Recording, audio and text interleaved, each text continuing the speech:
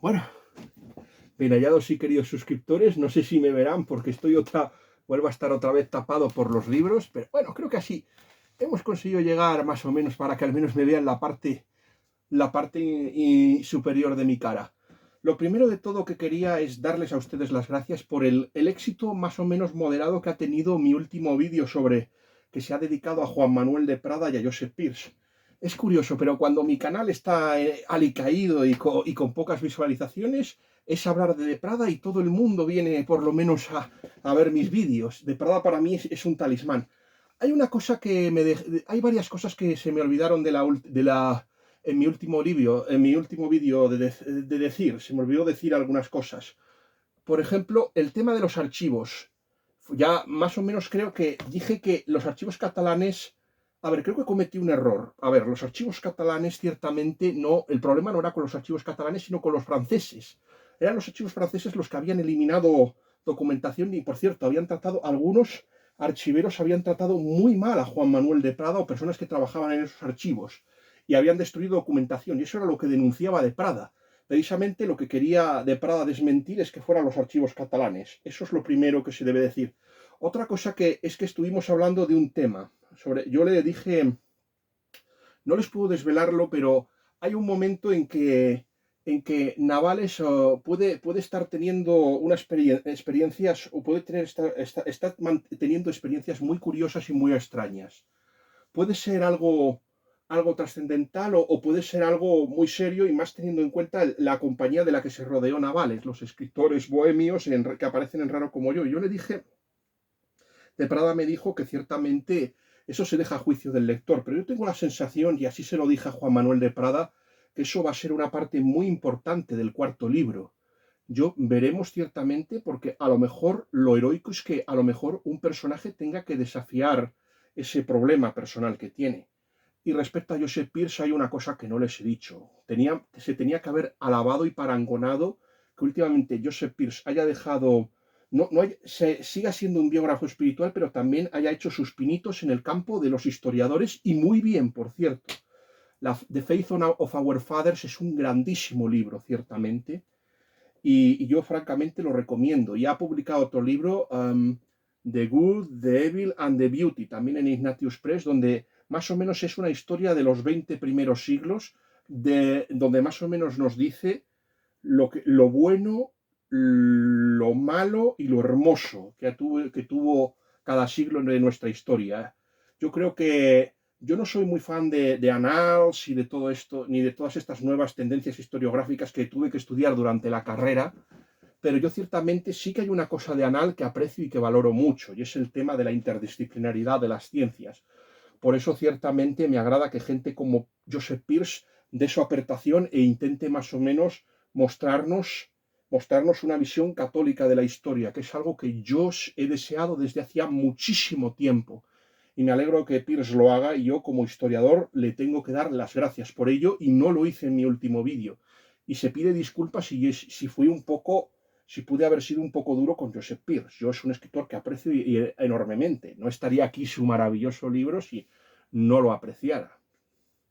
El sino de mi vida es más o menos amar y no ser correspondido. Esa es una de mis cosas. O no conseguir el excesivo cariño de las personas.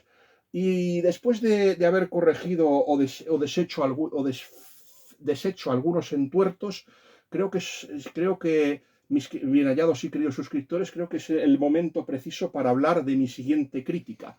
Ya se les dijo que en el vídeo anterior que mi siguiente crítica iba a ser El pájaro espino, una mítica novela escrita por Colin McCulloch, que ciertamente que es una escritora que también tiene mucha historia y que he tenido también una gran experiencia con su obra literaria. Cuando murió Colin McCulloch, algunos hablaron de ciertamente darle el premio Nobel. Yo creo que su serie Los Amos de Roma, que es una serie de 7 libros, una heptalogía que habla de el ascenso y la caída, de la caída de la República Romana, yo creo que por esa obra lo merece. Su mejor libro, por supuesto, es El primer hombre de Roma, que habla de los inicios y de la relación que en un principio tienen Cayo Mario y Lucio Cornelio Sila, al principio amistosa. Ya en la segunda, Corona de Hierba, ya están, vemos cómo los dos se pelean y también vemos la infancia de Cayo Julio César. En Favoritos de la Fortuna, ciertamente, vemos cómo la conquista del poder, ya con el rival muerto, ausente, o sea, Cayo Mario, vemos la conquista del poder de Lucio Cornelio Sila y cómo su única oposición va a ser Cayo Julio César, que va a empezar un cursus honorum brillante, junto con el ascendente Neo Pompeyo Magno, y va a concluir la novela con la rebelión de Espartaco, que ciertamente no tan grandiosa como se ha hecho la serie Spartacus. Esto lo decimos por mi amigo José Baena Castel por Sibel Canal, o como prefiero yo decir, como la maravillosa película de Stanley Kubrick y Kirk Douglas, inspirada, que era una adaptación de la novela de Howard Fast, ciertamente. Luego la siguiente es. La siguiente me recuerda un poquito, no sé si ustedes han leído Los Idus de Marzo, de un escritor americano llamado Thornton Wilder. No sé si ustedes han tenido la oportunidad de leer esa novela, pero es muy parecido. Es uno de los libros más aburridos de esta saga brillante de los amos de Roma. Y en él ahí se describe, pues, por ejemplo, el enfrentamiento ya de César con Lucio Calpurnio Bíbulo y Marco Porcio Catón, que va a ser su némesis, más que Pompeyo. Y también el escándalo que le afectó, o sea, el de Pompeya Sila, bueno, en el que estuvo envuelto cierto personaje del que preferimos no hablar. César, que se supone que tendría que haber sido la mejor novela del ciclo de los amos de Roma, es un auténtico desastre. Y yo creo que en parte eso se debe a la concepción, a que Colin McCulloch, igual que James Clavell y por ejemplo también Taylor Cadwell y otros escritores, decidió optar por ciertamente seguir la ideología de Ayn Rand, de ese individualismo egoísta y amoral, y hace y de tal forma que César era prácticamente invencible y gana los combates sin sudar, sin sufrir. Este defecto se palía con la siguiente novela, que es El caballo de César, donde César más o menos ya después de la victoria de Farsalia, ya más o menos ya consigue hacerse dueño de la República y designa ya un sucesor, y es cuando se cuenta su muerte, se cuenta la muerte y por supuesto la venganza tanto de Octavio y Marco Antonio contra los enemigos. Hay una escritora, me parece que, no sé si se llama Brooke Allen, que más o menos hizo una duología de Marco Antonio. Esto lo digo porque mi hermana tiene simpatías por este personaje histórico, y al fin y al cabo aquí estamos para contar cosas que otros canales de YouTube no tratarían.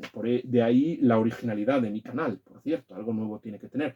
Y luego la última novela, que Colin McCulloch era muy reacia a escribirla, porque ella pensaba que ya con la batalla de Filipos se había acabado ya la República y no había nada que contar, pero con acierto optó por terminarla y escribió una novela muy digna para concluir la saga de los amos de Roma, en la que contaba el enfrentamiento entre Marco Antonio y Cayo Julio César Octaviano y bueno, la toma del poder del gran, y cómo Octavio se acaba convirtiendo, llega a ser Augusto, la toma del poder, como hubiera dicho creo que, no, me parece que es Luchino Visconti, más o menos.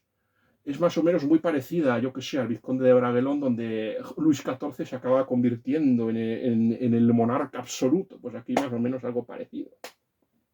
Siendo todavía el princeps, todavía no es emperador. De hecho, hasta los severos, ciertamente no se puede decir que el emperador sea omnímodo. Todavía sigue siendo el princeps o el principado. Y luego, ciertamente, no la terminé de leer, pero mi hermana sí la leyó, Canción de Troya, y la consideró una saga muy digna, enormemente digna. Y eso que mi hermana es una especialista en mitología griega y le encanta, sobre todo el tema de la guerra de Troya. Y bueno, su libro favorito es La Odisea. Y bueno, y las novelas ciertamente y las novelas de Jane Austen y de las hermanas Bronte, especialmente Charlotte.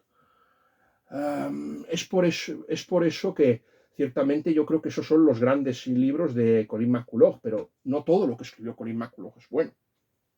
Entre la lista de fiascos de Colin McCulloch están las señoritas de Missolonghi, rarísima.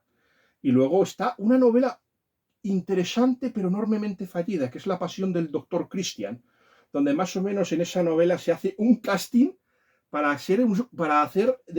buscando un casting en un mundo futuro, el siglo XXI, porque esta novela se escribió en el siglo XX, pero está ambientada en el siglo XXI, buscando un segundo Mesías, o sea que en realidad no sería un casting para un segundo Mesías, sino para un casting para ver quién es el anticristo, ciertamente. Eso a mí me desagradó muchísimo, ciertamente. Mucho me desagradó ese tema, el tema de... y luego es que este personaje, el doctor Christian, al final tenía una muerte horrible y era traicionado sin venir a cuento por una mujer muy malvada. O sea, es una novela. Luego no la he leído, pero La plenitud de Miss Bennet, que era la historia de la tercera hermana de Orgullo y Prejuicio, o sea, Mary Bennet, ese personaje tan interesante y tan sugestivo. Yo no la leí, pero la machacaron y tampoco leí sus novelas históricas. Bueno, y ahora si ustedes, mis queridos suscriptores y las personas que vean este vídeo, se preguntarán, ¿cuál es mi opinión de esta mítica miniserie muy famosa en los años 80 y también de esta novela, El pájaro espino? Les preguntará si está en la lista de éxitos o en la lista de fracasos. Esta novela se divide en varias partes y cada una afecta a un personaje de la novela. O sea, cada parte, o sea, la primera, por ejemplo, sería Maggie, que es la protagonista, más o menos. Debemos tener en cuenta que esta novela es una saga familiar, como podría serlo, pues, bueno, la primera yo creo que de este tipo, yo creo que podría haber más si nos remontamos más en el tiempo, pero yo creo que la primera sí, yo creo que es Cumbres Borrascosas de Emily Bronte y luego ya podemos inspirarnos en series muy parecidas como son Dinastía y también Falcon Crest. La primera con la mítica Joan Collins y la segunda con Jane Wyman, la interesante Jane Wyman, que fue la primera mujer del presidente Ronald Reagan y que al final se acabó convirtiendo al catolicismo. Una actriz muy interesante. Hizo una película muy buena con Rock Hudson dirigida por Douglas Sirk llamada Poderosa, Poderosa Obsesión. Muy buena película, por cierto, que yo sí la recomiendo, mucho mejor que la novela original de Lois Douglas, que es sobre ese tema. Yo la vi ahí en Lágrimas en la lluvia y me gustó mucho. Y bueno, también Jane Wyman hizo una película maravillosa inspirada en una novela que a mí me gusta mucho.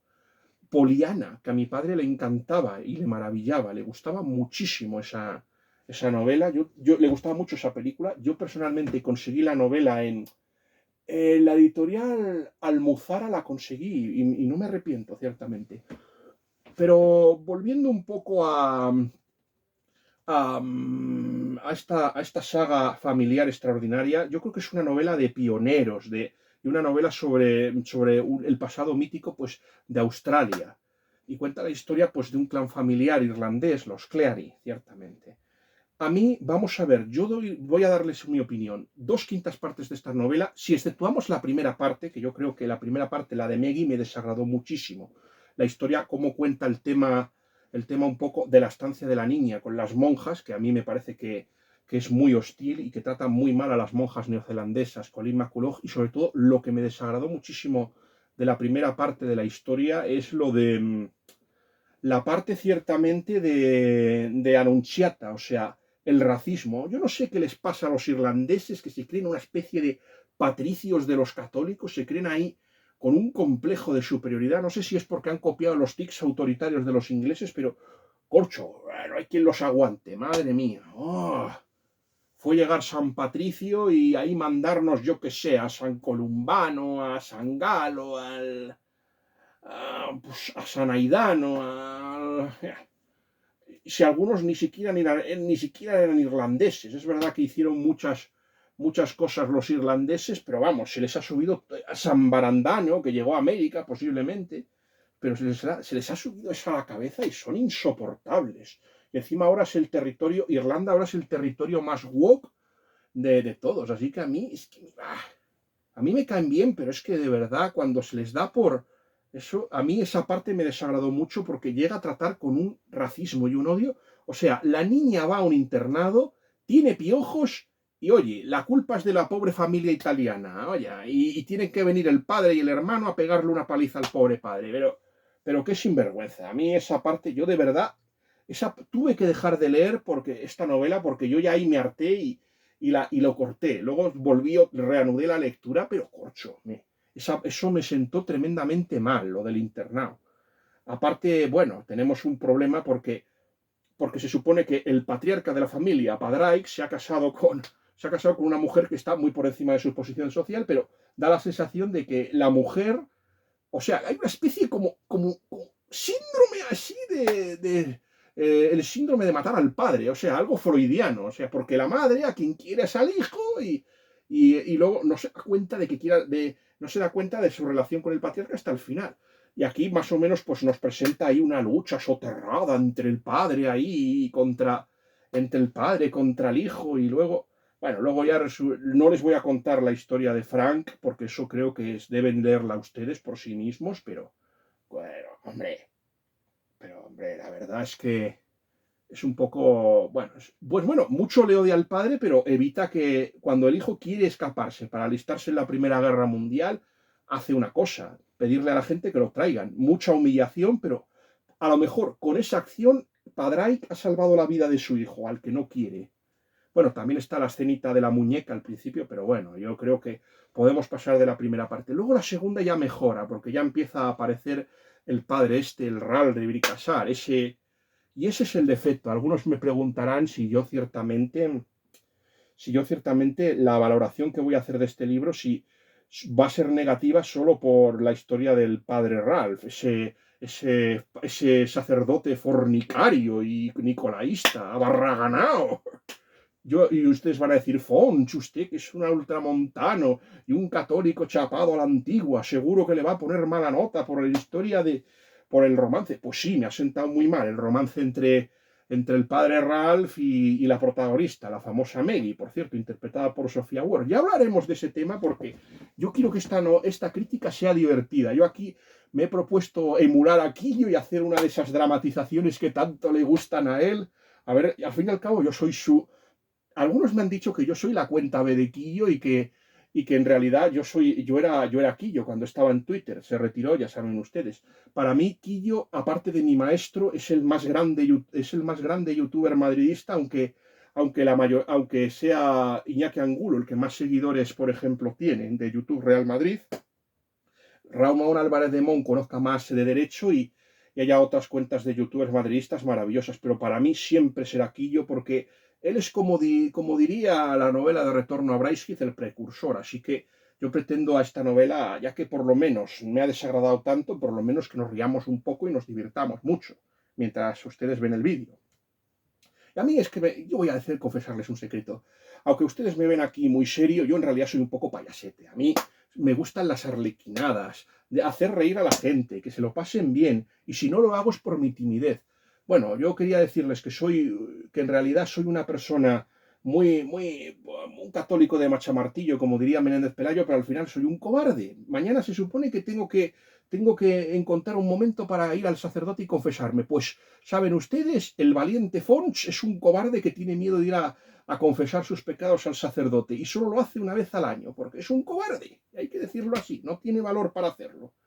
Y mañana no sé cómo me las voy a arreglar, pero tendré que sacar fuerzas de flaqueza para ello. Y eso es lo que quería contarles, que no idealicen a nadie, ni siquiera a mí. Yo soy una persona con muchas flaquezas y debilidades, yo también. Y eso es lo que quería decirles. Yo a veces me muestro muy crítico en mis críticas con ciertos personajes y ciertas cosas, pero yo también tengo lo mío. Y tengo también mis secretos y cosas. Y eso es lo que quería decirles. Y bueno, yo la verdad es que la segunda parte yo creo que ya mejora mucho. Ya saben que esta es una familia pobre que está trabajando muy duro y bueno, el padre ya es cincuentón, el Padraic, y resulta que reciben una carta de la Mary Carson, que es el personaje interpretado por esa adorable actriz, una de las más grandes actrices de Hollywood, de rubias, que nunca llegó a ganar un Oscar. Bárbara Stanwyck, yo debo reconocerles que es una de mis actrices favoritas, Bárbara Stanwyck del Hollywood dorado. Y bueno, a ver, la he visto en varias películas, pero a mí, mi favorita, sí que es una película muy tonta, pero yo la adoro. En Bola de Fuego, ahí estaba maravillosa, cómo cantaba.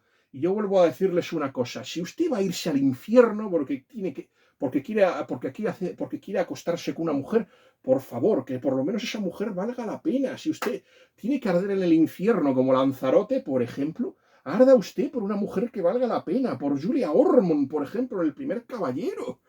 Yo se lo he dicho, ojalá yo ciertamente, si algún día alguna mujer yo me enamoro de alguna mujer alguna mujer y llego a amar a alguna mujer, me gustaría que me mirase como lo hace Bárbara Stanwyck en una escena de la película. O sea, está a oscuras, el Gary Cooper piensa que se está declarando, que está revelándole a uno de sus amigos profesores algo y luego se está declarando sin darse cuenta a Bárbara Stanwyck. Y ya está ahí con los ojos luminosos ahí de felicidad, de dicha, y encima se le tira a Gary Cooper y le da unos besos. Dios mío, ¿por qué no me puede mirar una mujer como lo hace Bárbara Stanwyck? ¿Por qué?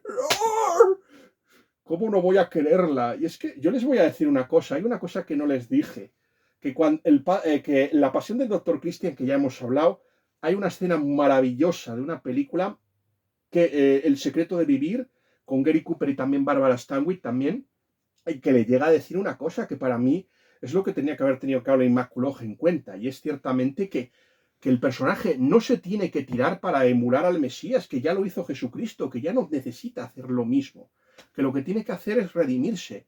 Aunque ciertamente todo haya sido una farsa, todavía puede hacer mucho bien el personaje de Gary Cooper. Ha demostrado que ciertamente puede encarnar la misión que se ha propuesto, aunque en un principio todo haya sido un engaño de Bárbara Stanwyck. Y eso es lo que les quiero decir. Yo de verdad, por esa mujer vale mucho la pena. Yo lamento mucho que esa mujer no haya sido católica. Yo, de hecho, es que no sé, mientras leí, yo debo reconocer que tengo sentimientos encontrados, porque no sé por qué últimamente las mujeres más guapas son australianas, y he estado muy obsesionado con Australia últimamente. He leído también el diario del cardenal George Pell, por ejemplo, lo he leído ciertamente y lo he disfrutado muchísimo. Últimamente no sé por qué, pero Australia me obsesiona y me está empezando a gustar. Yo debo reconocer que una actriz que me encanta, aparte de Bárbara Stanwyck, es Nicole Kidman, por ejemplo. Nicole Kidman yo la encuentro personalmente exquisita y adorable. Siempre me ha gustado. Y esto es lo interesante. A mí lo que me gustó de la segunda parte, que es la historia del padre Ralph, que es un sacerdote irlandés de familia normanda, es algo. No sé si ustedes han visto una película que a mí me gusta mucho, que es El hombre tranquilo. Saben que hay un personaje llamado de la viuda Dylan, que es más o menos el personaje más poderoso, más aristocrático y más rico de Irlanda, que además encima una familia de rancia abolengo que desciende de los normandos, pues el padre Ralph sería un poco igual, que Ranulfo se llama. A ver, yo vuelvo a repetir que este personaje tiene sus defectos. Es carrierista, o sea, es ambicioso. Es un personaje ambicioso y sin escrúpulos morales. Yo vuelvo a repetir. Y aparte de ser. O sea, que aquí ha ido a Drogheda, está con la Mary Carson, el personaje interpretado por la adorable momia de Bárbara Stanwyck. O sea que parece mentira que Bárbara Stanwyck con 70 años sea infinitamente más guapa que la protagonista Sophie Ward, que le saca, yo qué sé, 30 o 40 años. Pues ahora sí, yo prefiero a Bárbara Stanwyck. Y yo voy a decirles una cosa.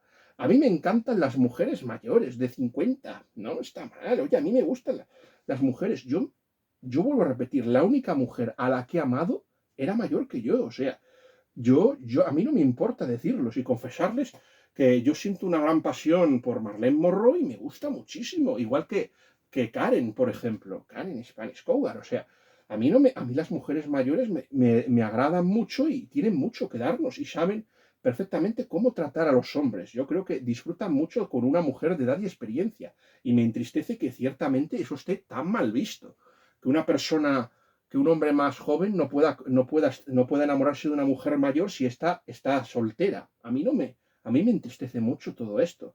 Ese complejo que sienten las mujeres de enamorarse de un hombre más joven que ellas. Siempre y cuando no sea por interés económico, o sea, no seas como el padre Ralph, un cazadotes que va detrás de la fortuna de la Mary Carson. Yo vuelvo a repetir que a lo mejor la familia Cleary viene a salvarle un poco al padre Ralph un poco de sus defectos, pero claro, llega a empatizar tanto con la familia que al final el padre real, bueno, acaba teniendo una relación que a mí no me termina de gustar mucho. Yo he puesto en mi crítica que esa relación es un poquito como como, no sé si ustedes han leído, yo qué sé, Lolita, pero, o han visto la película, yo hice lo segundo, pero es un poquito así, un poquito como la de Umber con Lolita. O sea, yo sé que esa no era la intención de la autora. Yo sé que al padre Ral seguramente le gustan perfectamente los niños, pero yo vuelvo a repetir que esa relación me parece un poco rara. No, no, no, no. Sé que ya me dirán que tengo una mente sucísima y asquerosa y seguramente tengan ustedes razón, pero, corcho, aquí hemos venido a jugar y a pasárnoslo bien y a que esta crítica sea divertida. Es lo que quiero que ustedes es que se lo pasen bien y sean divertidos. Y oye, si no puedo reírme un poco, yo cuando, por ejemplo, el Hobbit, yo me inventé una película nueva, o sea, ese personaje Tauriel que nunca tenía que haber asistido, pues yo me inventé una película, que en realidad todo el rechazo de Thranduil al matrimonio entre Tauriel y Legolas era porque en el fondo a lo mejor Tauriel no era buena para su hijo, pero a lo mejor Tauriel era buena para el rey, y para el rey sí que era muy buena, para el Thranduil viejo verde, para ese sí que era muy buena. Lo que quería era robarle la novia al hijo, el tío sin vergüenza. Pues yo pienso igual, yo a veces me monto películas y a veces son... A ver, yo no hago como Garci un poco, que Garci a veces ve la película y la interpreta a su manera, muy sui generis, pero bueno, yo lo que quiero personalmente es eso. A ver, ya, ahora sí que vamos ya a estar a hablar en serio. Yo sigo diciendo que a mí, que es que lo interesante de la novela es cuando la momia, la adorable momia, es decir, Bárbara Stanwyck, que tiene más belleza y más hermosura en un solo dedo por que Maggie Clary, o sea, el personaje interpretado por Sophie Ward, por cierto, que al personaje de Fiona, la matriarca, la madre, la interpreta una actriz que a mí también me encanta, Jan Simmons. Véanla ustedes en Espartaco, por ejemplo, o en Sinué el egipcio. Si ustedes no pueden, o si ustedes no pueden contratar a Audrey Hepburn, contraten a Jan Simmons, que les va a resolver la papeleta. Hay una película muy buena con Gregory Peck y Charlton Heston, por ejemplo. Pues ciertamente, es que en esta miniserie se llegaron a salir actores y actrices muy prometedores y muy interesantes. Pero yo se les va a decir una cosa. Yo debo reconocer que es que yo no entiendo por qué la mata por qué saca de la escena tan pronto a Mary Carson y por qué Colin McCulloch se libra de ella. Yo creo que ese personaje hubiera dado muchísimo juego y hubiera sido muy interesante ese duelo, que el duelo entre Maggie Clary y, por ejemplo, Mary Carson se hubiera prolongado. Yo no solo comento la novela y lo que pasa, la técnica narrativa, la escritura, la literatura, y no solo comento el estilo literario, también comento cómo la novela podría mejorar o qué me habría gustado que la novela contuviese. Ahí está el enorme mérito, por ejemplo, ciertamente, de la historia. Y yo es que a mí me da mucha pena que el personaje de Mary Carson desaparezca, ya no solo por ver un poquito más a Bárbara Stanwyck. Yo debo reconocerles una cosa, nunca he visto esta miniserie. Yo sé de lo que pueden dar los actores porque los he visto en diferentes trabajos y me han hablado un poquito de este tema. O sea, al final todos sabemos que, por desgracia, a dónde fue la serie. Y es una lástima, pero es una lástima que fuera por ahí porque es que tenía cosas muy interesantes. O sea, es quizás a lo mejor, como dice un amigo de mi padre, el doctor Conde, aquello que no es morboso no es interesante, pero seguramente lo malo de Colin McCulloch es que aquí decidiera llevarse al público por medio de, ¿cómo se llama?, del sensacionalismo más rastrero, o sea, que buscara el efectismo. Si hubiera contado una saga, yo que sé, al estilo de Lo que el viento se llevó, contando la épica de una familia de irlandeses y su lugar en la historia de Australia, pues oye, yo creo que tenía nivel para contarlo. Yo creo que hay partes de esta novela que tratan muy bien y sobre eso. Y es una lástima que, hombre, el padre Ral a mí me gusta, es un gran personaje, yo les vuelvo a decir. Pero es que y además Mary Carson sale muy poco, pero yo les vuelvo a decir que es que anima enormemente la función. Es que yo no entiendo cómo se libró de este personaje tan pronto, como se les dijo. Le propone una alternativa diabólica al personaje y demuestra conocerlo maravillosamente. Que a pesar del amor que pueda sentir por May, al final, al dinerillo. O sea, encima, aparte de nicolaísta y aparte de abarraganao y fornicario, es encima un simoniaco. un simoniaco. Es verdad que el dinero no va a ser para él, sino que va a ser para la Iglesia Católica y lo va a administrar y no dejará tirar a los clérigos. Es curioso, todos los clérigos aprueban ciertamente el plan, o sea, el testamento de la señora Mary Carson, menos Maggie, pero no crean ustedes que lo hacen por el tema del dinero, es porque esta niña pervertida, corrompida, consentida y degenerada, pues en realidad quiere al padre Ralph, y ya lo quiere para ella. Y yo ya os digo una cosa, esto ya es más encaprichamiento juvenil, yo estoy seguro de que ese personaje, y eso se ve, lo verán ustedes al final, no quiere al padre Ralph, esto es simplemente un encaprichamiento de juventud, y le pasa un poco como a la Mary Carson, como ninguna de las dos quieren catar el fruto prohibido. Y como no pueden, pues oye, ya se empecinan y como esto es como, por ejemplo, a mi hermana le han comprado una cosa, a mí no me la han comprado, pues quiero lo que tiene mi hermana, aunque luego cuando ya lo tengo ya pierde todo interés. Pues es más o menos aquí lo que pasa un poco con esta novela de El pájaro espino. Es lo que yo creo que pasa un poco con esta historia, con el pájaro espino. Yo les vuelvo a decir que a mí la descripción de los paisajes, la vida de Australia, me recuerda mucho a una película de Fred Zinnemann con esta actriz, Deborah Kerr y Robert Mitchum. Está muy bien contado, la descripción, la lucha contra el medio ambiente. A mí hay una cosa que no me ha gustado mucho de esta novela, o sea, las muertes absurdas. O sea, hay un momento que mueren personajes sin ninguna explicación, por ejemplo, Padraic o Stu, un personaje muy curioso, el de Stu, y Hall. Mueren tres personajes, algunos de muertes muy tontas. Y luego, cuando a lo mejor sí que tendría más sentido que murieran personajes, estos personajes no se mueren. Yo les digo una cosa, la novela para mí empieza, 2/5 partes de esta novela sí que me han gustado, pero yo es que la novela empieza a decaer en el momento en que aparece el personaje de Luke O'Neill, que es una especie de chulo playas. Este personaje lo interpreta Brian Brown, que yo vi en una película llamada Taipán, que está basada en otra novela pues de un escritor que yo creo que va en la misma línea de Colin McCullough, el personalismo. Creo que ya hemos hablado de James Clavell, que es muy famoso por la novela Shogun. Taipán es otra de estas novelas ambientadas en Asia. Este autor yo le cogí manía por una novela que me pareció repugnante, llamada El Rey de las Ratas, enormemente amoral, o sea, y muy anticatólica. Este actor, no sé por qué, este escritor tiene un odio por la Iglesia Católica irracional. Aparte que es un ateo de manual. Cree en esta visión del progreso infinito y que según vamos avanzando la humanidad va mejor y todos somos mejores y más felices según el paso del tiempo, que ya se ha demostrado que no, que hay veces que eso depende de la calidad de la generación. Si es mala, pues hay retrocesos e involución. Por esa regla de tres, el Imperio Romano, pues yo qué sé, la Edad Media tendría que ser más, bueno, y lo es mejor que casi mejor que el Imperio Romano, pero vuelvo a decirles que hubo muchos siglos de estancamiento. Eso os le quiero decir. Y no por culpa del cristianismo, como se ha dicho, sino ciertamente porque Roma cometió el error de concentrar todo en el Oriente. Y claro, se lo llevaron todos los musulmanes. Ya hablaremos de ese tema en otro vídeo, ciertamente. Lo que les quiero decir es eso, que Luke O'Neill es el típico chulo pulanas que aquí impone su voluntad y como se parece al padre Ral y la mujer está despechada, la May Carey, que no es más que una niña mal consentida y mal criada, rodeado de hermanos, que hacen todo lo que ella quiere. Es que aquí es muy curioso, aquí son las mujeres las que... Los personajes aquí son como una especie de colmena llena de zánganos o de ovejas obreras, impotentes, sin ninguna personalidad, no hacen nada, no se enamoran, no. Solo sirven para trabajar la granja y son las mujeres las que llevan el peso de la acción y de la historia. Sí, ya sé que esto va a sonar muy misógino, pero es que, hombre, que es que no hacen nada, no pintan nada. Son no sé cuántos varones y solo la madre y la hija y ala. También, por cierto, es muy interesante también la lucha generacional entre la madre y la hija. La hija que le reprocha a la madre que quiera más a un hijo que a los demás, o sea, Frank. No les voy a contar la historia de Frank para que así ustedes lean la novela.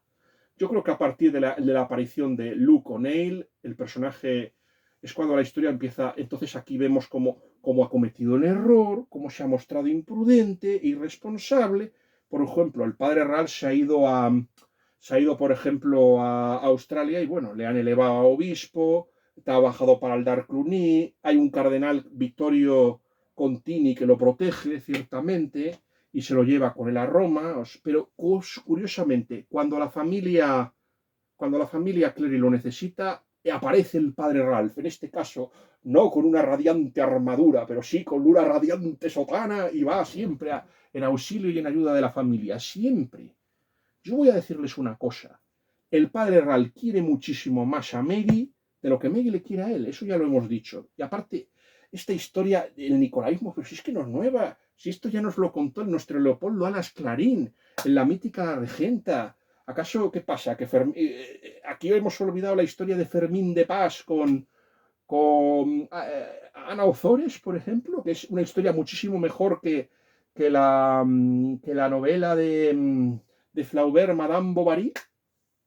¿Hemos olvidado esa historia o hemos olvidado el cura casado de un escritor católico llamado Barbe d'Aurevilly, de casi muy parecido, por cierto, al Marqués de Sade, con la diferencia de que Barbe d'Aurevilly es un católico devoto y el Marqués de Sade es un ateo libertino? Ya hablaremos del Marqués de Sade a raíz de un personaje que saldrá luego. Pues esta mujer comete una imprudencia, se lía con un hombre que no la quiere, que solo quiere trabajar la caña de azúcar y acaba con dos alemanes, Annie y Ludwig Müller.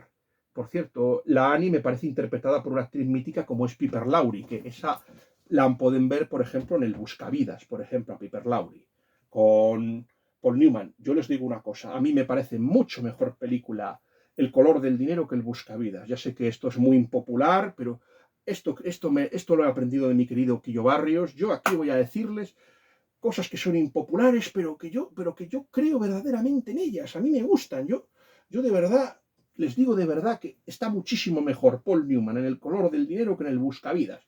Por mucho Robert Rosen, por mucho George Scott que salga, por mucho realismo sucio, joder, se lo come y Tom Cruise en una de sus mejores interpretaciones en El color del dinero está muchísimo mejor. Walter Tevis es un grandísimo escritor. A mí me encanta, como ha demostrado en Gambito para una dama. Bueno, nunca supe cómo se decía, si Gambito o Gambito. Bueno, nunca supe cómo pronunciarlo. Bueno, da igual. Hay una novela, por cierto, de este escritor Walter Tevis, que El hombre que bajó a la tierra, que yo la recomendé. No en el vídeo de Tres amigos hablan de ciencia ficción, pero sí que la recomendé ciertamente. Yo la recomendé ciertamente para... La recomendé ciertamente la recomendé ciertamente en el vídeo en ese vídeo. O sea, no, la puse en los comentarios, uno de los libros que más me había gustado de ciencia ficción. Y yo creo que merece la pena. Me gustó mucho más que Sinsonte, por ejemplo. Ya veremos porque hay una novela también de Impedimenta que a lo mejor compro, también de Walter Tevis, que también tiene un argumento muy interesante. Nos habíamos quedado en que entonces, yo vuelvo a repetir una cosa. En el momento en que Maggie Cleary consigue lo que quiere, la novela decae. La novela decae y yo aquí es cuando ya voy a empezar a darle palos a la novela. Yo de verdad, más o menos aquí, bueno, le he dado algunas críticas, pero es aquí cuando yo creo que la novela pierde su grandeza. Las 3/5 partes de la novela se hacen eternas, se hace larguísima, casi parece un folletín interminable, ciertamente. Ciertamente se hace un folletín interminable. Y yo vuelvo a repetir que los nuevos, que salvo Dane, el personaje, no les voy a contar cómo, salvo Dane, yo creo que los nuevos personajes, la nueva generación es mucho menos interesante que los otros miembros de la familia Cleary. O sea, el padre Ralph es el más interesante y yo qué sé. Y luego otra cosa, yo no entiendo cómo llega la Segunda Guerra Mundial. Hemos visto las muertes más tontas y más absurdas y luego en la Guerra Mundial no se muere nadie. Y además vemos otra cosa, que los personajes están sobradísimos y vamos, van a Tobruk y ¡ala! Se pasan ahí a los nazis y les dan una paliza a los nazis. Y luego van y los japoneses se los pasan por la piedra. Llegan a decir que los japoneses son tontos, delgaduchos, debiluchos. Pero Colin McCullough, tía, ¿sabes que cómo? Vamos a ver, yo soy un gran amante de Japón, lo digo, pero es que, pero lo que hicieron en la Segunda Guerra Mundial es inaceptable. Pero, corcho, algo de guerra dieron. Que a Inglaterra no les pudo parar, Holanda no les pudo parar, Francia no les pudo parar. Se conquistaron media China por la piedra, y por cierto, que tu querida Australia sufrió un bombardeo. Si tus queridos personajes de tu novelita los pudieron derrotar, fue porque ya Estados Unidos les había ablandado, porque ya había ocurrido Midway, ya había ocurrido Guadalcanal, ya había ocurrido Iwo Jima, ya habían ocurrido las grandes batallas del Pacífico. Así que ahora no me vengas diciendo que tus personajes ahí son capaces de apalizar, porque ya lo que llegaba de Japón, que quiero decirte que Alemania se rindió, que para derrotar a Japón hubo que lanzar 2 bombas atómicas. O sea, así que, pues, hija mía, tranquilízate es que esto es la maldición del Ayn Randismo, del personalismo de Ayn Rand, o sea, esos personajes individualistas insoportables. Y luego no hablemos ya de los hijos, o sea, el personaje de Luke O'Neill no sabemos qué le pasa, o sea, ya la protagonista se separa de él y ya ni te he visto ni me acuerdo. Yo reconozco, a lo mejor seguramente se le vuelve a mencionar, pero es que yo ni me he dado cuenta de su ausencia. Es verdad que era un personaje odioso, que era un chulo fulanas, que era el típico mandón machista insoportable, que todo el mundo tenía que hacer lo que quisiera. Aunque en una cosa tenía razón en una cosa, en que la protagonista es una niña malcriada, mimada y consentida, la Maggie Clary, la protagonista de esta novela. En eso tenía razón, vuelvo a repetir que a mí me parece la forma en que se utiliza tanto al padre Ralph como la forma en que se deshace de Luke, de una crueldad que, vamos, el personaje de Maggie, horrible. Y la hija, la Justina, vamos a ver, que poco tiene que ver con la heroína de la obra de teatro del mágico prodigioso. Y a mí me recordó más, yo creo, que al personaje del Marqués de Sade, otro que también en sus novelitas, cómo pone a los religiosos, o sea, y aquí todos todos practicando las mayores cochinadas degeneradas, y ala. Eso es una vergüenza, lo de Justina. Justina es que, no sé si vieron ustedes una película que a mí me encanta, que es Esencia de Mujer, con Al Pacino, ciertamente, cuando le dice aquí al personaje de Chris O'Donnell, así, Daphne es nombre de mujer de la calle. Pues más o menos, cada vez que pienso en Justina, yo ya me digo, corcho, ese nombre está maldito, es de mujer de moral laxa, ¿no? Pues igual, no me puedo tomar en serio un personaje que se llame Justina.